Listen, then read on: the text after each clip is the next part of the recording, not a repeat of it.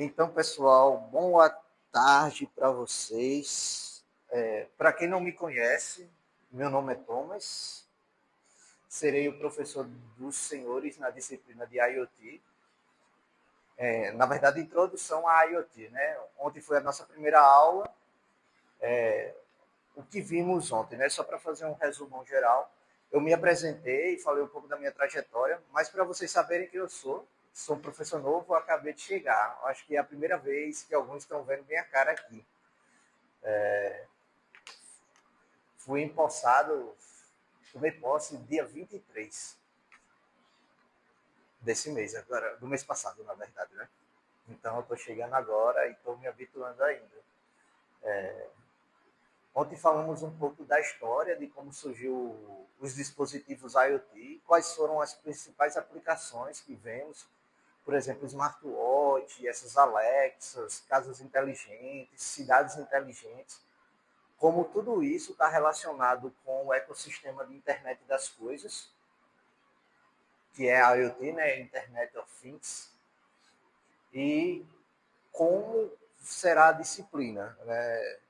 Ainda não tem definido o certo como serão as avaliações, mas acredito que eu não desejo que sejam provas escritas para vocês, que sejam algo mais dinâmico, que vocês consigam aproveitar de alguma forma naquilo que vocês vêm estudando ou fazendo. Mas como ainda é a nossa segunda aula, não vamos falar de coisa ruim, né? Vamos falar de coisa boa, que não é a TechPix. Então, o objetivo da aula de hoje é definir o que é um microcontrolador, quais são os principais hardwares que contêm um microcontrolador e falar de algo que é fundamental em um microcontrolador, que são seus pinos de entrada e saída. Ontem ontem tivemos uma visão geral do que é um dispositivo IoT. Então, basicamente, um dispositivo IoT, ele precisa ser um dispositivo eletrônico, ele precisa estar conectado com alguma coisa e ele precisa interagir com o mundo. E como se interage com o mundo? Ele comunica através com o mundo, através de mecanismos que chamamos de atuadores, por exemplo, motor, não só motor que gira com velocidade, mas motores de posicionamento, como de um braço robótico, onde você coloca lá 30 graus e ele mexe 30 graus. Ou você coloca o posicionamento dele dentro de um plano cartesiano e ele se mexe para aquele ponto. Como também válvulas que abrem ou fecham, e também através de sensores, como ele sente o mundo. Então, ontem foi meio uma visão geral assim, ó, o dispositivo IoT tem isso, tem tudo isso, na verdade, e a partir das aulas de hoje em diante, vamos pegar cada uma desses aspectos dos dispositivos IoT e vamos minuciar, olhar bem por dentro os detalhes do que tem cada um deles. Né? Além dos sensores, atuadores, do próprio dispositivo, temos o microcontrolador, que é o cérebro, e a conectividade, que seria como esses dispositivos se conectam uns com os outros e como eles trocam as informações entre eles.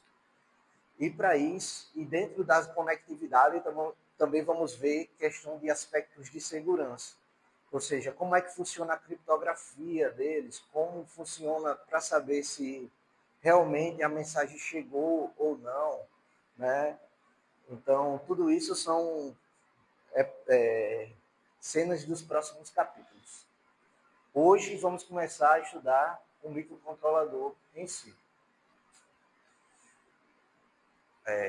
Ontem, falando ainda do microcontrolador, eu trouxe alguns microcontroladores para o pessoal ver. Tem às vezes a gente só vê um Arduino, pegou um Arduino na mão, mas existem milhões e milhões de tipos de microcontrolador, desde os mais baratinhos e básicos até microcontroladores bem avançados.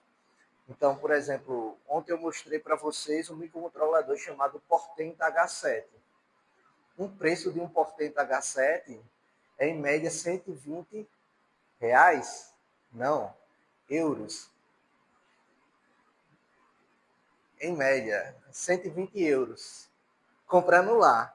Se você for trazer para cá, para o Brasil, e pagar todos os impostos, dá mais de R$ 1.200 facilmente. Algo que cabe na palma da sua mão.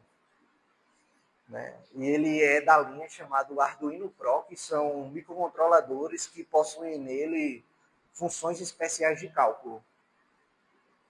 Né? Isso é um dos, né? Mas existem microcontroladores muito baratos, na ordem de centavos, de 80 centos. Aqui eu vou falar de dólar e euro, né?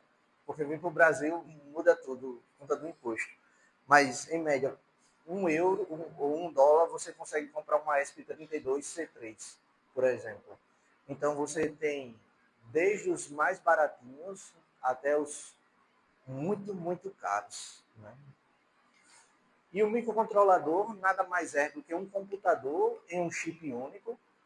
E esse chip contém um processador, que contém dentro do processador uma unidade lógica, que vocês com certeza já devem ter estudado, memória, periféricos de entrada e saída.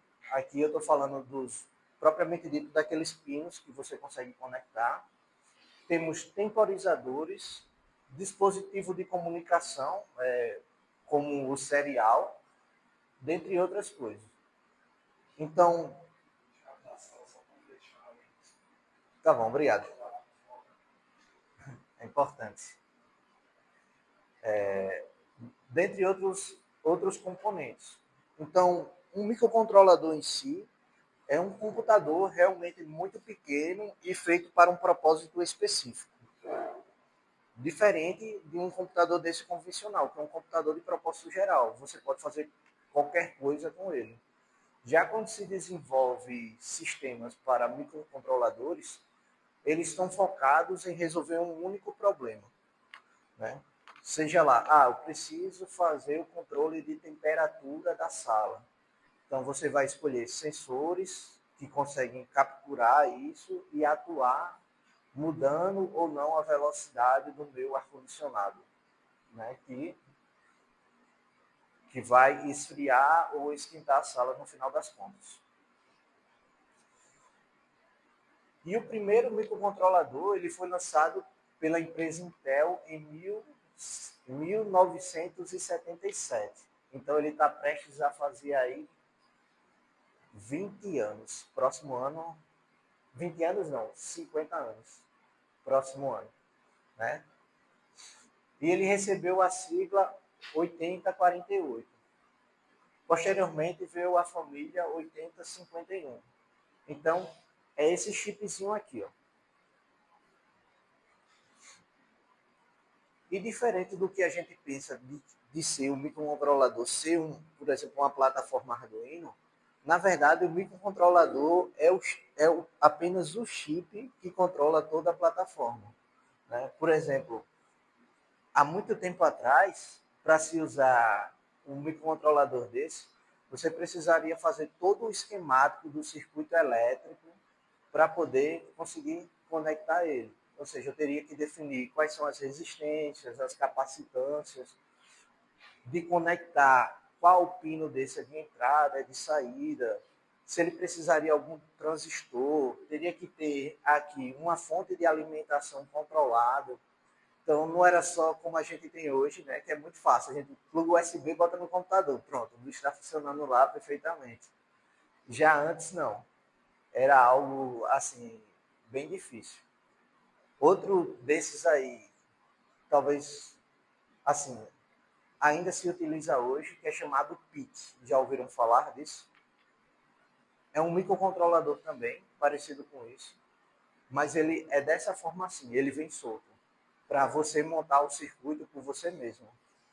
E para fazer, gravar os programas dentro dele, ele tem tipo como eu posso dizer, tipo uma garra assim, que você conecta ele e puxa uma alavanquinha assim que trava o microcontrolador nele, para você conectar no USB e gravar os programas. Se você conectar errado, você queima o gravador e queima o microcontrolador no mesmo tempo. Como você sabe disso, Tom? Mas já queimei um. Já queimei um. mas ninguém precisa saber disso, não. Então, os professores, sempre que a gente ia usar pique, e ele dava o gravador, porque, tipo, queimar o pique não tem problema, queimar o microcontrolador não tem problema, você consegue comprar bem baratinho mesmo, assim, tipo, R$ 5, R$ 6, você consegue comprar outro. Mas queimar o gravador é muito caro, porque ele vem todo o circuito que é necessário para gravar o programa e tal. E algum deles já vem com cabo USB soldado nele. Então, você estraga tudo. Então, ele preferia 1000 vezes. Você ia ligar lá, mandava conferir e tudo mais. É sinistro. Não recomendo para ninguém utilizar sem ter habilidade. Então, com isso, um microcontrolador ou microprocessador, ele vai ter diferentes componentes interligados entre eles. Ou seja, eu vou ter a minha unidade de controle. Essa unidade de controle, como toda arquitetura de computador convencional, vai precisar de ter uma memória volátil e não volátil, né? Então, onde eu preciso armazenar os meus programas. Então, eu não posso simplesmente codificar, depois que eu desligar ele, pagou tudo. Não, eu preciso armazenar. Vou ter um circuito de reset, né? Eu preciso resetar o que está dentro da memória, os buffers, né? Normalmente, deixa eu pegar aqui para vocês verem.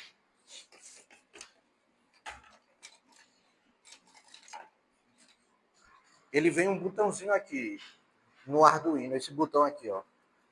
É o botão de reset. É esse circuito aqui.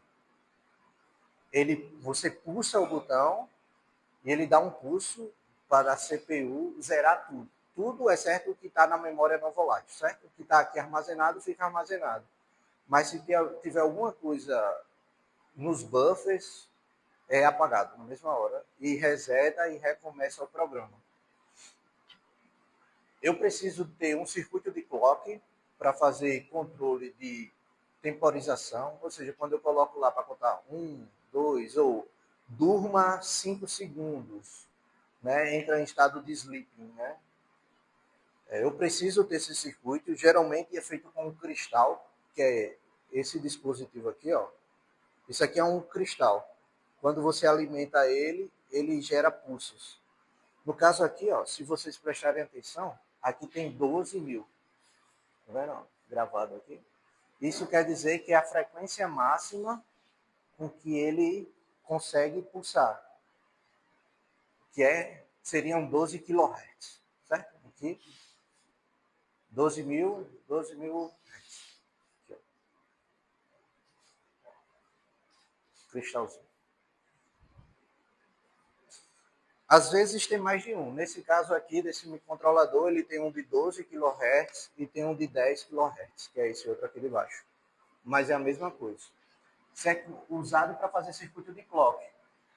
Quem já programou em Arduino vai perceber que você coloca lá, né,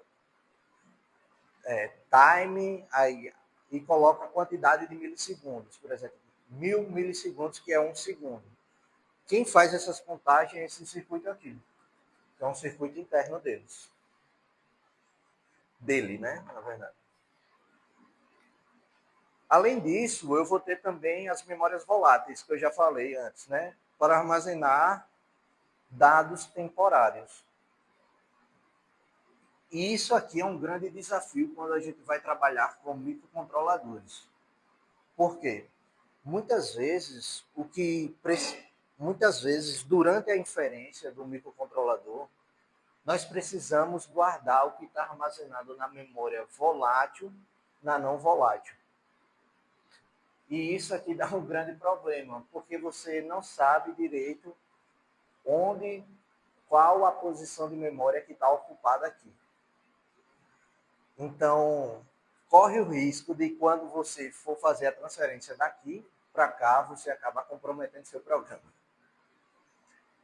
Então, isso aí já entra no nível mais baixo ainda de programação do microcontrolador. Então, geralmente, quando se trabalha com esse tipo de operação, levando informações da minha memória volátil para não volátil, o que eu faço? Eu defino durante a estruturação do programa, até qual posição de memória meus programas podem ocupar. Eu defino uma faixa de operação. Tipo, ó, até aqui, beleza, eu sei que tá meus programas. Eu não sei onde é que eles estão posicionados, a ordem, mas eu sei que eles estão ali.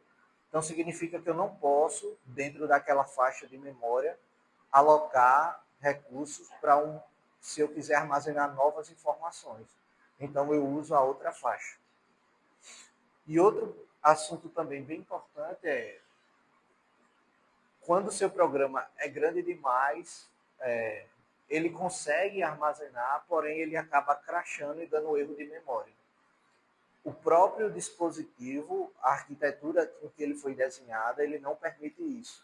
Que você tente alocar mais do que necessário, mais do que ele tem disponível. É meio óbvio isso, mas é um erro bem comum. Principalmente para quem trabalha com inteligência artificial em sistemas embarcados. Eu não lembro se eu falei ontem para vocês, mas meu doutorado é nisso. Em IA em sistemas embarcados, em microcontroladores. Então, isso aqui era um grande problema, até você conseguir descobrir se é seu programa que está errado ou é estouro de memória, dá um trabalhão desgraçado, porque você vê, pô, o meu arquivo C.cpp, ou o meu arquivo .h, está dentro de tem um tamanho específico, por exemplo, 0,2 megabytes.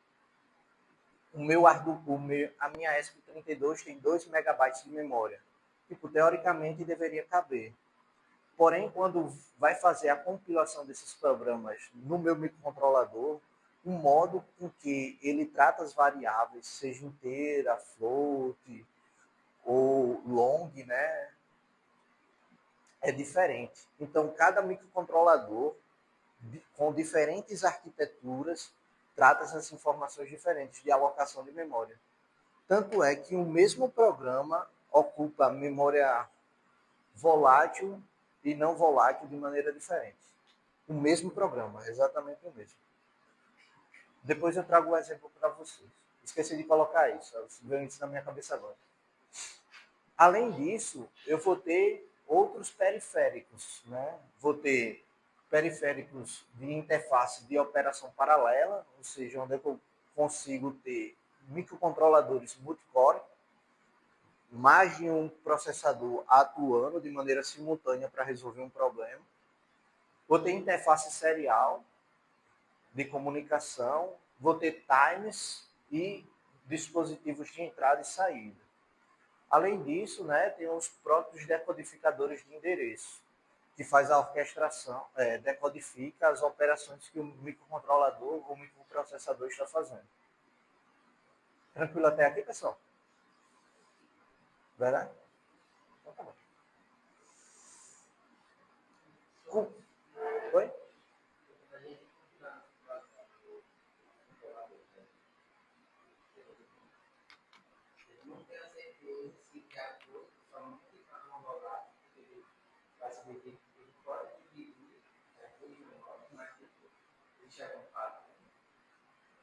Existe o padrão, assim, se ele tem a mesma arquitetura, o microcontrolador, por exemplo, se ele é um Cortex M4, vai ser, e o outro é um Cortex M4, ele vai conseguir manter o mesmo padrão de alocação de memória. Mas se eu pegar um Cortex M4 e um Cortex M1, pode ser que seja diferente. Ou pegar um do tipo AVR, que é um tipo específico de microcontrolador. Vai ser totalmente diferente o modo com que ele aloca as memórias.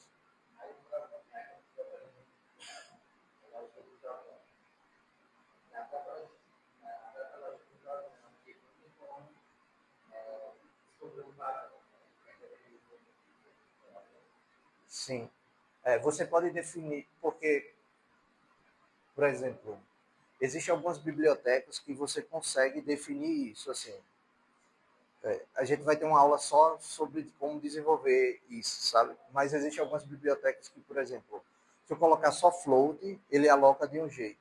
Float, sei lá, float x igual a 3.14, número de pi.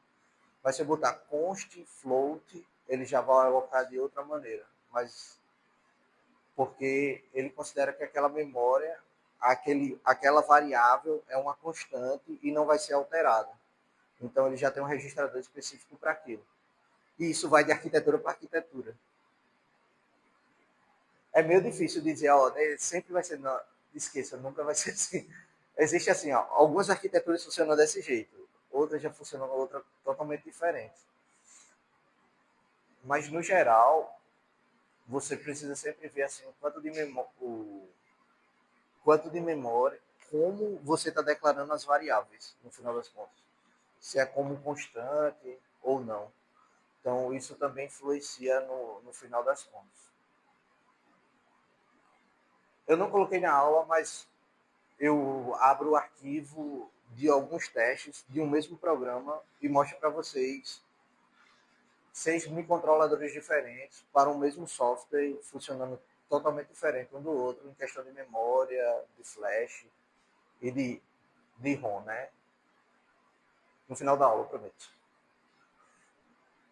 Falando em memória, existem alguns tipos de memória, né? Eu tenho a memória flash, que é onde é armazenado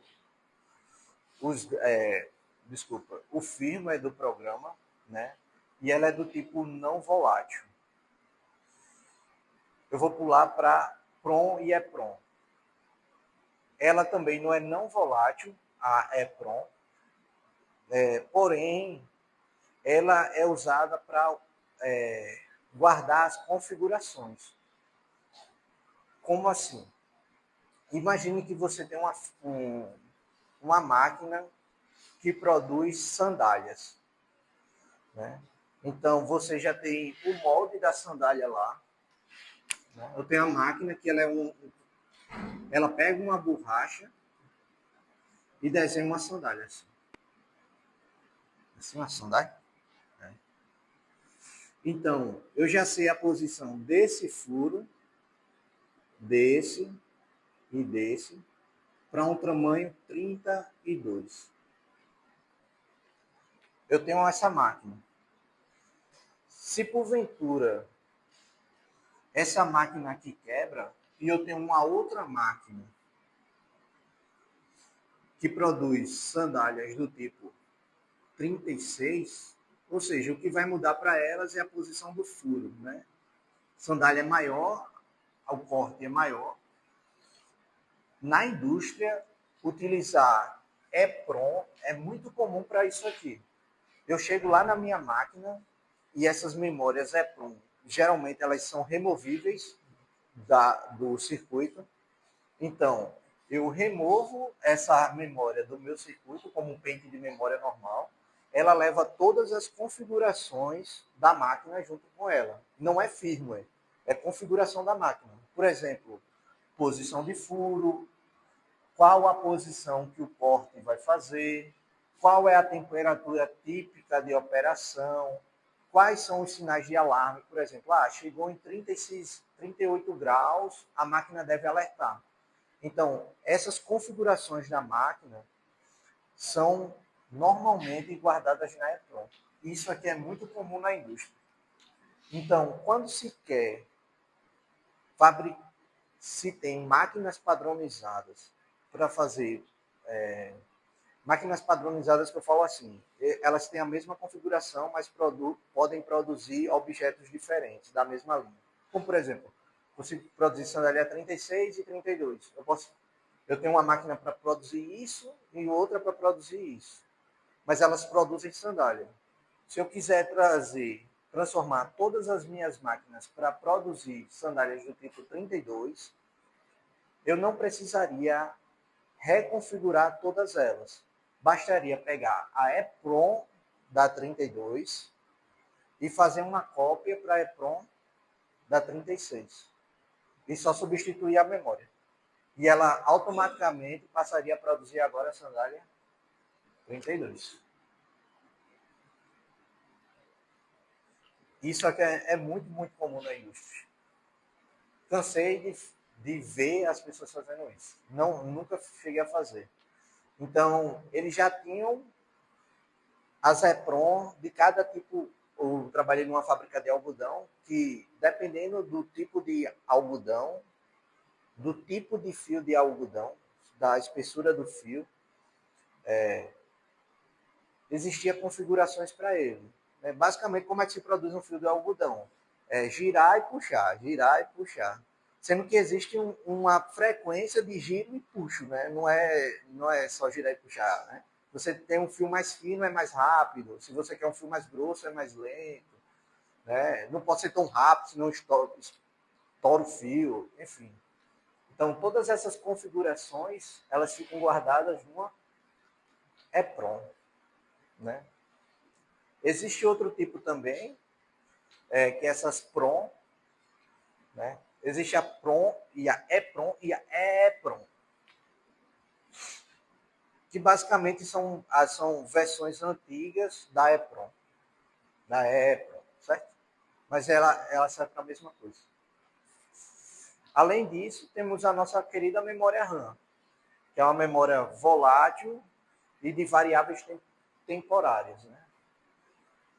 E, normalmente, ela está associada à velocidade de processamento, porque, constantemente, a minha CPU está trocando informação com minha memória RAM, armazenando resultados e colhendo resultados para poder fazer suas operações.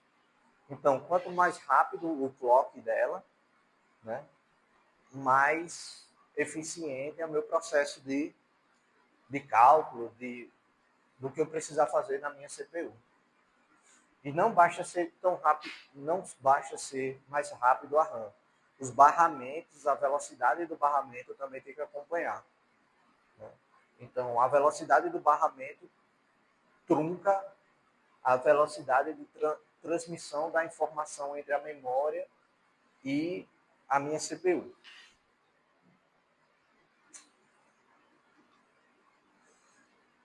E é isso que vamos falar. Então, existem diferentes tipos de barramento. Eu tenho um barramento que faz o endereçamento, né? Ou seja, que eu tenho os barramentos de dados. Basicamente, eu estou fazendo, a minha CPU está fazendo leitura e escrita de maneira bidirecional com as memórias e as interfaces. Ou seja, aquele dado que eu estou colhendo lá do meu sensor de temperatura está indo direto, a CPU está lendo esse dado, alocando uma memória para ele, né? Então, trata-se bidirecional. É um dado de leitura. Então, eu consigo dizer qual a posição de memória para aquele dado. Eu quero saber se essa leitura é maior ou menor do que minha faixa de operação. Então, a CPU vai lá na posição de memória, recupera isso e faz os cálculos. Outro barramento importante é o barramento de controle. Então, eu vou ter esse barramento controlando o momento de fazer escrita, o momento de fazer a leitura. Além disso, também as interrupções. Então, vocês já viram o conceito de interrupção?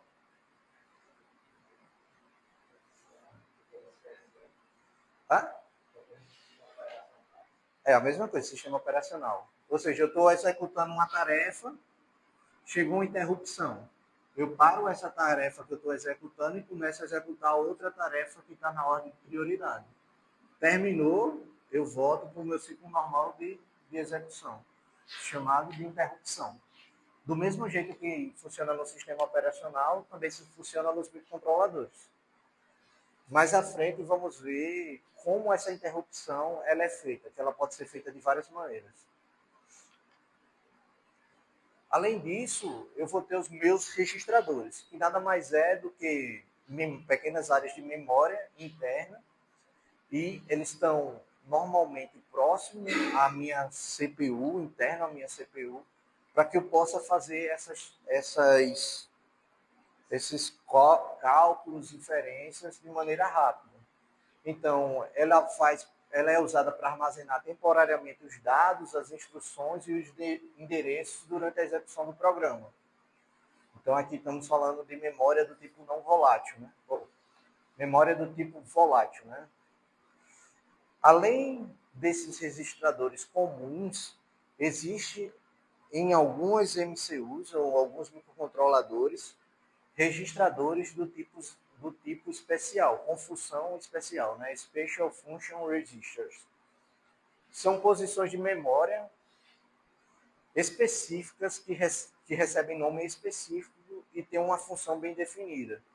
Então, aquele mesmo esquema que eu falei da memória não volátil, que eu aloco posições de memória para fazer algo específico, existem registradores que estão separados para uma função específica. Né? Na verdade, não só uma função específica, para diferentes funções específicas. E eu vou dar o exemplo de algum deles. Por exemplo, né, que nós já conhecemos, registradores especiais. O PC é um tipo de registrador especial, onde ele vai indicar qual endereço, o próximo endereço a ser executado. Isso aqui vimos em arquitetura de computadores. Né? Existe esse PSW, que é o Program Static Word. Ele contém os sinalizadores, flags, que indicam a ocorrência na execução da última operação lógica ou aritmética. Né? Então, se tiver algum problema durante essa execução aqui, é nesse registrador que vai estar registrado, bem redundante, mas vai estar registrado lá no registrador. Além disso, ele também faz o controle do banco de registros em uso. Outro registrador é o ponteiro de pilha. Ele indica o topo da pilha, ou seja, qual foi o último dado colocado. Aqui eu trouxe alguns exemplos, mas cada arquitetura vai ter um conjunto de registrador especial. Então, mudou de arquitetura, é outro grupo outros registradores. Às vezes são os mesmos, até uma parte, às vezes são totalmente diferentes. Então, quando se migra de um microcontrolador para outro e se usa registradores especiais no seu firmware, tem que ter muito cuidado com isso, porque muda totalmente os registradores. Então, por exemplo, esse TCON, né, o Timer Controller. Então, ele é um registro de controle do modo de operação dos temporizadores e contadores de eventos. Esse aqui é para a parte de redução do consumo de energia. Esse registrador aqui, ele é muito usado, principalmente em aplicações que utilizam baterias. Porque eu preciso saber qual é o modo de consumo. Existem alguns modos de consumo, por exemplo, um consumo ativo, que é normalmente o que nós usamos no nosso dia a dia, ele vai estar operando em 100%. Né? Existe um modo sleeping, que é dormindo. Então, ele entra em hibernação, literalmente, igual um computador faz, ele diminui o seu uso pode ser durante um dado intervalo de tempo, depois ele desperta, faz o que tem que fazer e volta a dormir de novo. Né? Outros, eles funcionam com algum sinal de estímulo. Por exemplo, eu durmo, aconteceu alguma coisa que ativou uma porta específica, ele acorda, faz o que tem que fazer e volta a dormir de novo. Talvez mais para frente a gente veja alguma coisa sobre como fazer isso. Mas eles são muito usados em uso de bateria, por quê? Imagine você precisa colocar um sistema de monitoramento no meio do sertão, assim. Você não vai estar lá, você não vai ter fonte de energia próximo, você não vai ter nada. No máximo que pode ter lá uma placa solar ou uma mini turbina eólica para alimentar seu sistema. Mas, de todo modo, esse seu sistema ele vai estar conectado a uma bateria. E se ele perceber que essa bateria está acabando, ou está entrando num menor que 50%, sei lá, ele pode começar a adotar regimes de uso de energia diferentes. Então, ele precisa preservar isso em algum canto, para não se perder.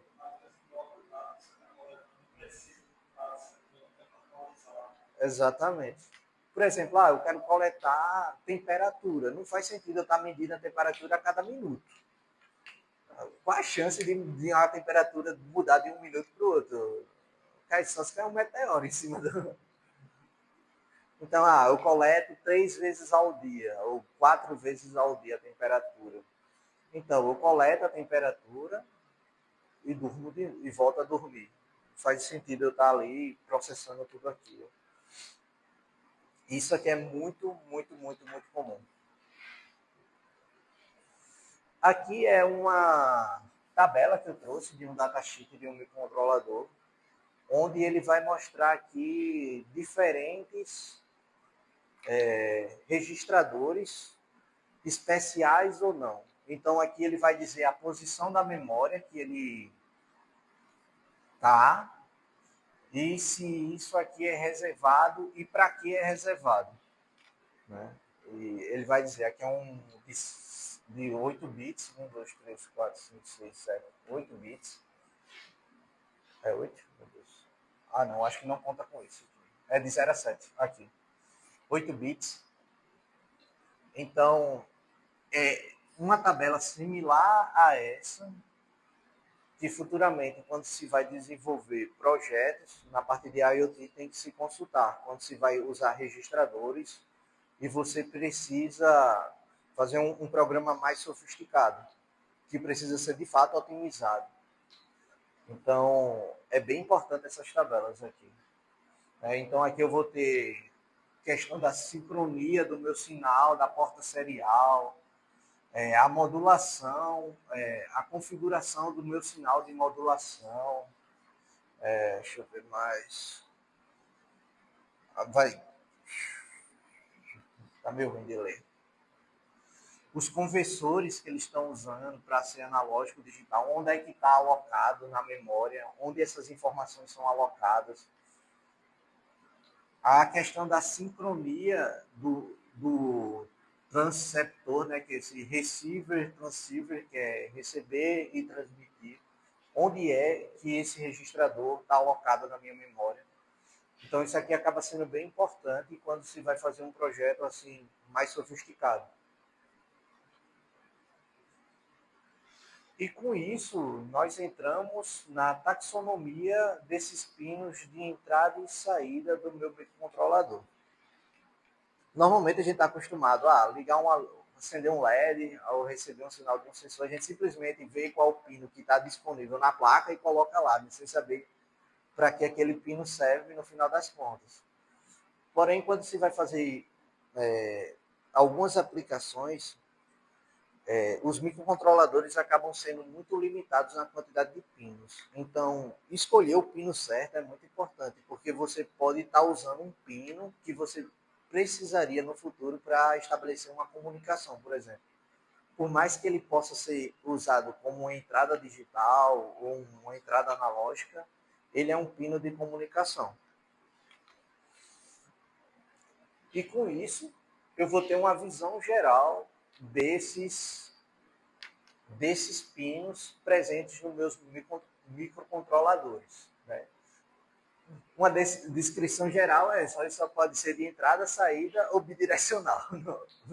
Não pode ser além disso, né? Mas aqui eu estou falando da taxonomia, né? Quais são os tipos de pino que eu tenho. Então, eu tenho pinos analógicos, ou digitais e analógicos.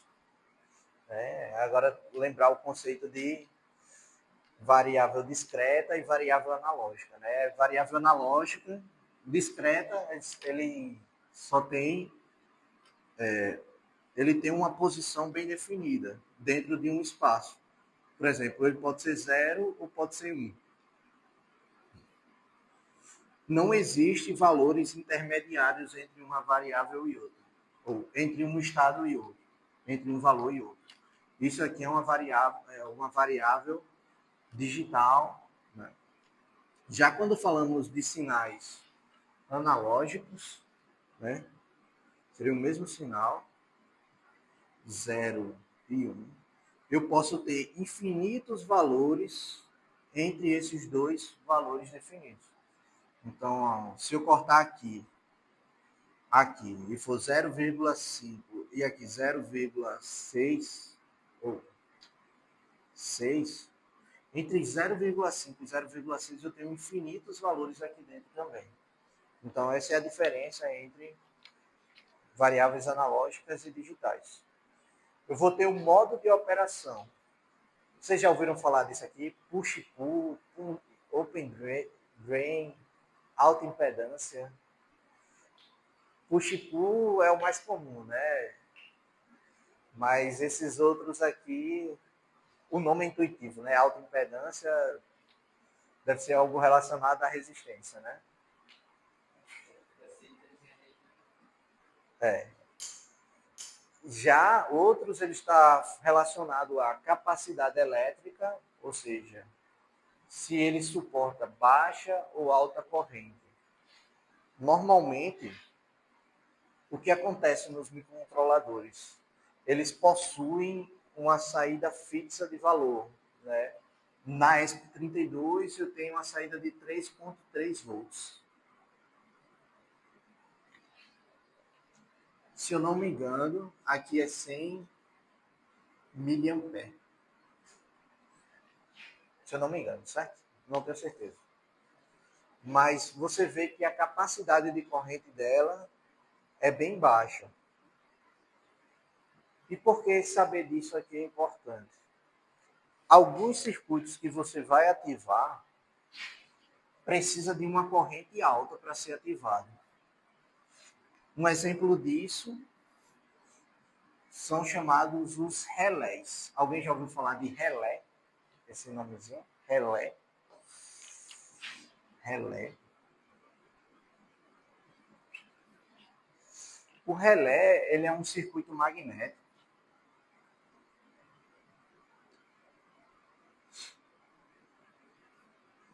O que acontece?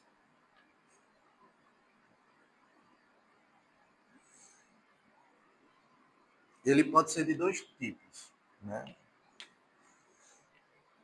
Um relé, o que ele faz? Ele é uma chave eletrônica.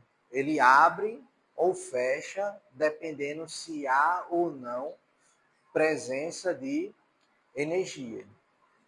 Né? E normalmente eles podem ser classificados de dois tipos. Normalmente aberto, que chamamos assim, NA, que é normalmente, sabe? Normalmente.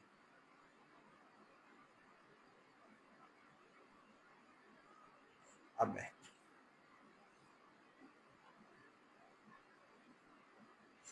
Ou normalmente fechado. Esse F aqui é de fechado.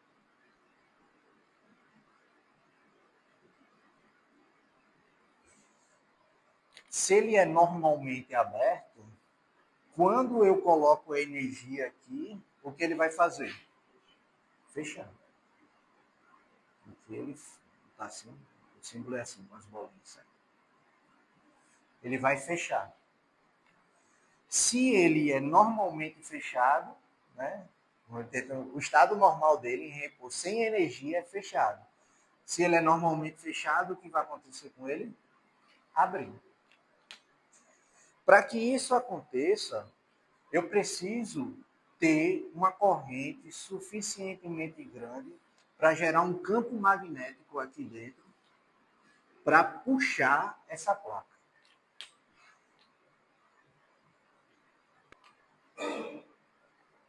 Na ESP32 não funciona. Ela não consegue ter uma corrente suficientemente grande para abrir e fechar um relé. Isso é perigosíssimo. Você monta seu circuito, monta. Porque eu estou falando aqui uma ESP32, vocês imaginam que chega lá é um negócio. Cadê? Chega lá é isso aqui, né? Mas eu estou falando do microcontrolador específico dela, né? Você projeta, faz seu shield, coloca lá seu relé no seu shield, todo bonitinho e tudo mais. Aí quando vai ligar, sem corrente, não dá, não vai. Aí você vai ter que projetar um circuito para dar ganho de corrente, Olha a trabalheira. Aí você está dizendo, mas é só um circuito de ganho de corrente. Aí você aumentou em R$ 1 o seu projeto. R$ 1 o seu projeto. Mas você não está produzindo uma placa, você está produzindo centenas de milhões. Isso aqui vira milhão. Assim, ó. Você for produzir em larga escala. Então, cada centavo que você está poupando em projeto vira muito dinheiro mesmo. No nosso caso, para estudo, não faz diferença isso aqui, né? Mas mas o que eu quero dizer é que vocês pensem sempre com um olhar de grande escala, sabe? Grande escala. Porque quando você começa a pensar dessa forma, você começa a perceber que esses mínimos detalhes fazem muita diferença, não só no produto final, mas como você age frente a um problema real. Né? Isso é bom profissionalmente para você, esse tipo de exercício. Você tem uma visão mais crítica, você fica mais chato. Né? Além da corrente, também tem a questão da tensão. Né? Alguns dispositivos eles funcionam com uma tensão tem que ser maior do que 3,3 volts, né? Por conta do próprio circuito em si. Mas o problema mais comum é com falta de corrente. Falta de corrente é um grande problema. Além disso, eu tenho alguns botões ou alguns dispositivos de entrada e saída com funções especiais. Né? A gente usou o GPIO, que é uma entrada, um circuito que é de entrada e saída convencional. Eu tenho desses pinos, uns pinos específicos para comunicação, para PWM e timers e para interrupções. Então, existem funções especiais para isso. Além disso, se eles têm resistências internas ou não, resistência de pull-up, vocês já ouviram falar de pull-up, pull-down e sem resistores. Não se preocupe, hoje vocês vão ouvir falar disso aí, cada um desses. Então, a primeira taxonomia, a primeira característica da nossa taxonomia é quanto à direção do meu sinal. Né? Se ele é um sinal de entrada ou, sendo um sinal de entrada, ele vai receber sinais de sensores, botões. Já se estamos falando de sinais de saída, aqui eu estou falando para enviar o sinal para fora do dispositivo. Né? Então, eu estou falando aqui de LEDs, relés, motor. Além disso, esses pinos aqui, eles podem ser configurados para serem bidirecionais. Eles podem servir ora para aquisitar dados, ora para mandar informação. E essa configuração aqui, ela pode ser configurada por software. Imagina a seguinte aplicação.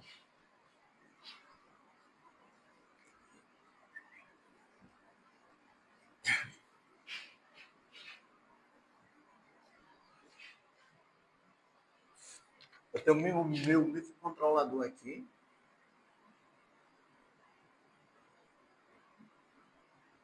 onde nele eu só tenho duas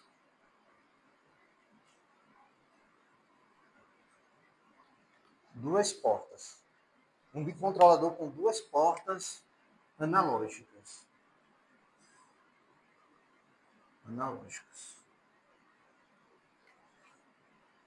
Ou seu cliente diz, nosso orçamento só dá para duas portas. Porém, eu preciso capturar informações de dois sensores. Sensor 1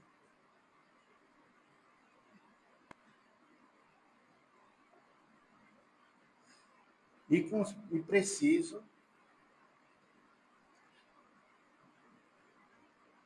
mandar a informação para o meu atuador.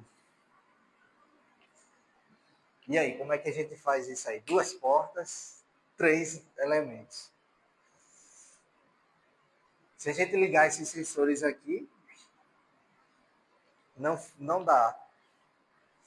né? Então, o que eu posso fazer? Eu posso usar uma dessas portas, ser uma porta do tipo bidirecional.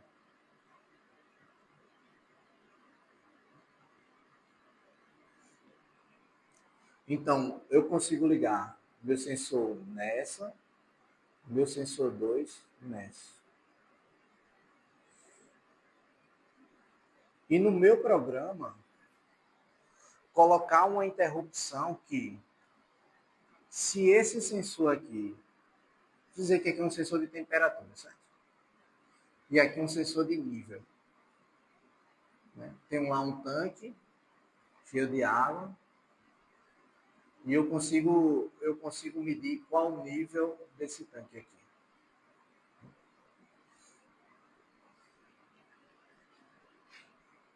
Quando chegar a temperatura maior do que 30 graus, o que eu faço? Eu troco isso aqui de entrada para saída e atuo no meu atuador. Obviamente aqui eu estou desconsiderando todo o circuito que vem para aqui para frente, né? Porque tem circuito de proteção para evitar corrente reversa e não queimar tudo, né? Não é simplesmente, vou trocar e trocou, né?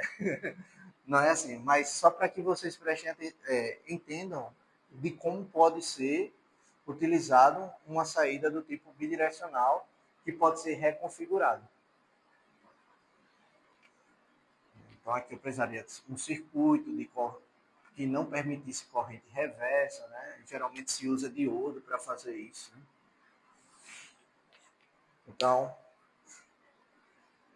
tem que ter bastante cuidado com isso.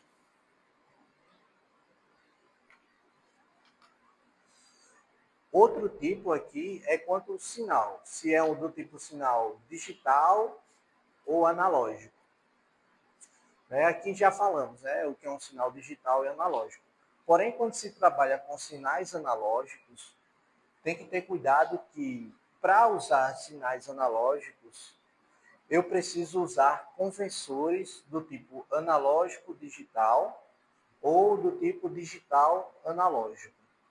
Por que isso? Porque o nosso microcontrolador ele não entende sinal analógico. Ele só sabe o que é digital. Para ele é 0 e 1, não tem conversa. Então eu preciso transformar esses sinais que são contínuos no tempo para sinais discretos. E como se faz isso? Utilizando os conversores analógico digital e digital analógico. Aqui um exemplo do uso de um conversor analógico digital. Né? Então, aqui clarinho, ó, vocês conseguem perceber que tem uma curva?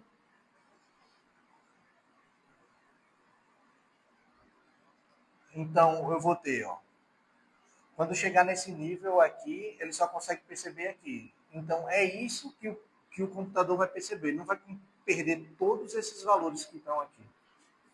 Para ele não sabe. Ele só sabe que é isso aqui. Ó. Depois, esse. Então, esses valores aqui, eles são perdidos. E, normalmente, o que acontece para se ter uma estimativa desses valores? Utiliza um artifício matemático chamado interpolação. Já ouviram falar desse nome? Infelizmente, né? Infelizmente já ouvi falar. Então, eu vou ter assim. A curva aqui, né? Eu vou ter isso, isso, enfim. Vou ter aqui. Então, o que o meu microcontrolador vai ter informação é isso aqui. É esse ponto, esse ponto. Então, valores que estão aqui, ó, vão ser totalmente perdidos. E uma estratégia para fazer isso é criar uma reta aqui, por meio de interpolação. Então, eu interpolo esse ponto com esse, eu sei aproximadamente qual seria esse valor intermediário aqui. Isso é uma estratégia que pode ser usada, né? Existe outros. Do mesmo modo, o contrário, quando o microcontrolador quer interagir com o mundo não sabe o que é digital. Né? O mundo não sabe o que é digital. O mundo sabe o que é analógico. E existe uma grande briga nisso, né? O mundo é digital ou o mundo é analógico? Não sei se vocês já ouviram falar dessa briga. Que a gente vai falando, reduzindo, tipo, até chegar no átomo, nos elétrons, dizer os elétrons é 0 e 1. Então aí é digital. Tipo, existe uma briga filosófica sobre se o mundo é digital ou o mundo é analógico. Mas basicamente é que eu pego esses valores que são digitais, por exemplo, se eu tenho de 0 a 255, seria 8 bits aqui, né? Não é isso? 8 bits? 255? Que é 256? Então, se eu quero de 0 a 3.3, bastaria fazer uma regra de 3 para descobrir qual o valor correspondente a, por exemplo, se eu quero de 0 a 3.3 e de 0 a 255, seria uma equivalência desses dois. Então, eu teria uma função matemática que consegue relacionar qual é o valor digital para sair o valor analógico. Obviamente, do mesmo jeito que a perda da informação daqui do analógico para o digital, vai haver perda da informação do digital para o analógico. Vocês conseguem perceber isso, né? Eu não vou ter 3.282 não sei o quê. Vou ter 3.4 alguma coisa. Então, esse erro é chamado de erro de quantização. De quantização.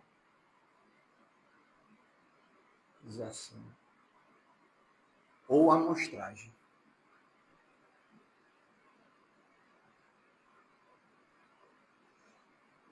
Isso que a gente está fazendo aqui, ó, esse processo de transformar de analógico para digital se chama quantização ou amostragem. Certo? Com isso, tem aqui um exemplo bem simples, né? Você está lá no karaokê cantando. O que acontece? Você tem um sinal analógico. Normalmente, o que tem dentro do microfone do karaokê é um elemento que é capaz de captar a sua voz. E a sua voz é um sinal analógico, ou seja, pode ser um material resistivo ou capacitivo, que ele distorce e gera um sinal elétrico. Esse sinal elétrico é um sinal do tipo analógico, mas eu preciso passar para meu sistema de música, né? Para sair na caixa de som. Então, eu transformo ele em digital. E depois disso, para que uma pessoa possa ouvir aquela cantoria bonita que você estava fazendo, é preciso transformar de volta de digital para analógico, que nada mais é como a caixa de som empurra o ar para você escutar a música. Né? E é isso que acontece aqui. Né?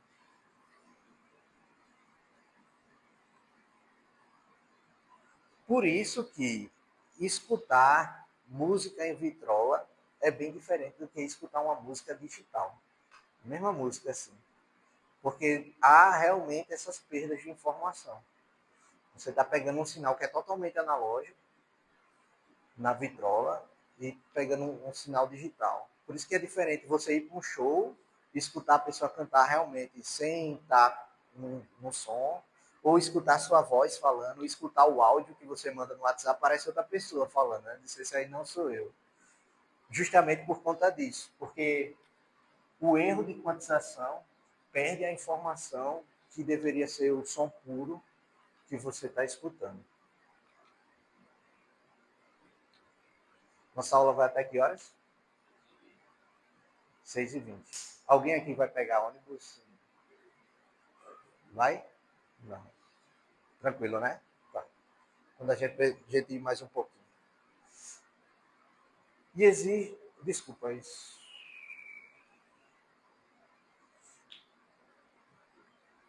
E agora, quanto ao tipo de sinal. Esse sinal ele pode ser do tipo push-pull, onde o sinal que você está recebendo ele só tem um tipo de nível, ou ele pode ser nível alto ou nível baixo. Né? Já o outro tipo de sinal é chamado que existe um resistor de pull-up nesse sinal. Ele só força um nível para baixo. Então, na ausência, quando há o sinal aqui, automaticamente esse nível que está recebendo, ele vai ser jogado para baixo. Por conta desse elemento aqui, né, que é chamado transistor. E o outro tipo é de alta impedância. Então, eu posso usar esse sinal de alta impedância para que os meus dispositivos internos não influenciem o meu circuito interno. É como isso aqui fosse um sinal aberto. A resistência é tão alta aqui, nesse sentido para cá, que como fosse um sinal aberto. E isso aqui é muito útil, principalmente para quando se está trabalhando com aplicações críticas. Porque se houver algum problema aqui, não vai influenciar nem queimar os meus componentes internos. Né? Isso aqui se chama circuito de alta impedância. Outra estratégia que pode ser usada aqui, nesses circuitos de alta impedância, é chamado de acoplamento óptico. Óptico de visão mesmo. Que é quando eu tenho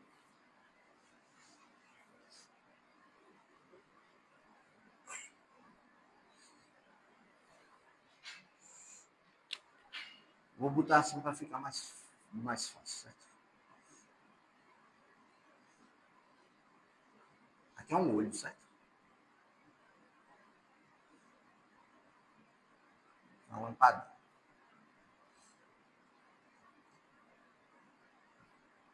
É um circuito específico que ele é totalmente desacoplado. Aqui é no meu microcontrolador.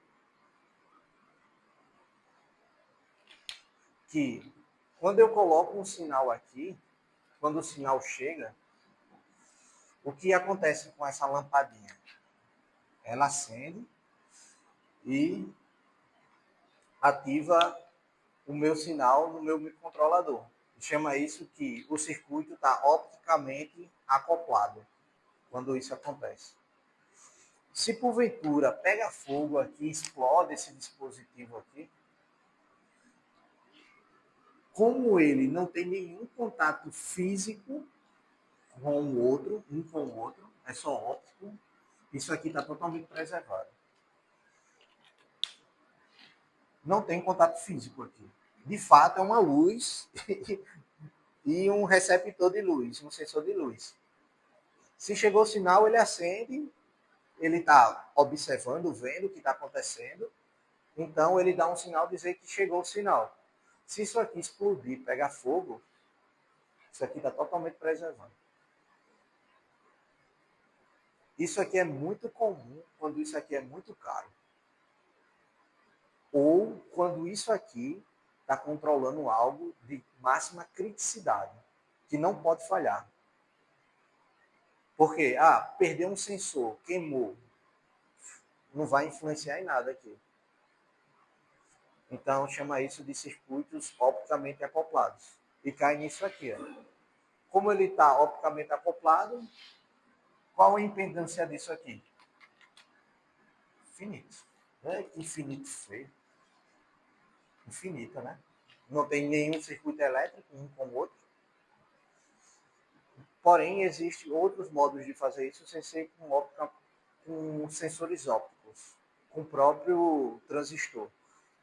Tem como fazer alguns circuitos desse, de alta impedância, justamente para preservar a integridade do seu microcontrolador. Então aqui tem um resumão, que é basicamente o push-pull. Ele força a nível alto? Força. Força a nível baixo? Força. Ele precisa de resistores? Não precisa de resistor. E ele é usado tipicamente em saídas digitais. O dreno aberto, né? Open drain, que é esse aqui.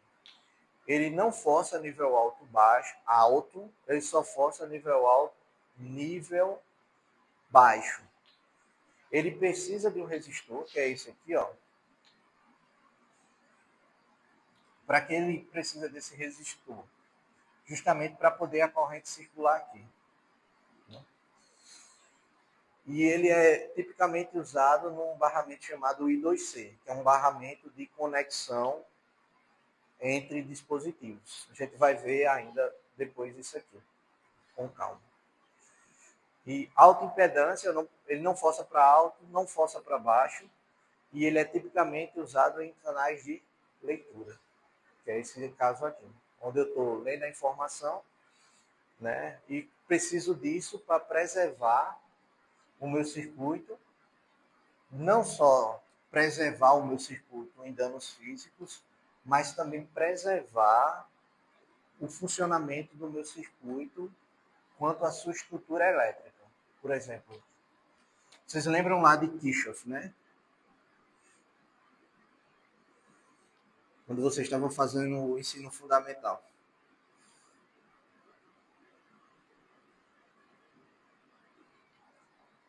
Imagine, estou supondo, isso aqui é o circuito elétrico do meu microcontrolador, certo? Qual é a resistência equivalente aqui? R1 mais R2, não é isso? Está em série? Mas isso aqui é a minha porta logo. Aí eu chego e coloco o meu sensor aqui. Vocês concordam comigo que, independente de que tipo de sensor seja esse aqui, ele vai ter uma resistência interna dentro dele? Então, meu circuito não é mais R1 mais R2. É R1 mais R2 em paralelo com a resistência, que eu vou chamar de resistência externa. R externa. Se eu tenho um circuito de alta impedância, significa que isso aqui é como se fosse um aberto, né? Então, o que era antes assim, sem circuito de alta impedância, volta a ser assim. Isso é a importância de um circuito de alta impedância na entrada de um microcontrolador. Tranquilo, pessoal?